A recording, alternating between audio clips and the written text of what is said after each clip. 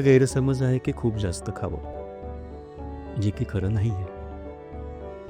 पुरेसं खावं हे सत्य आहे, पण जास्त खावं म्हणजे जास्त चांगलं असं नाही. पैशाच्या आणि खाण्याच्या बाबतीत हे सत्य लागू पडतं.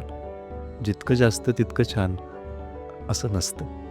सुख हे पुरेसा पैसा आणि पुरेसा आहार ह्याच्यातच अवलंबून आहे. गरोदरपणात तरी नक्कीच अतिशय जास्त महत्त्वाचं आहे. जनरली गरोदरपणामध्ये भूक लागूच नये. भूक लागली म्हणजे बाळाची उपासमार होतीये अशी धारणा जी आहे ती काही योग्य नव्हे. कारण भूक ही तसं म्हटलं तर मानवी एक्सप्रेशनचाच एक भाग आहे. त्यामुळे अधेमध्ये भूक लागणं ही नॉर्मल गोष्ट आहे. ही नॉर्मल शरीराची नॉर्मल आरोग्याचं प्रतीक आहे. त्यामुळे भूक लागू द्यायला हरकत नाही.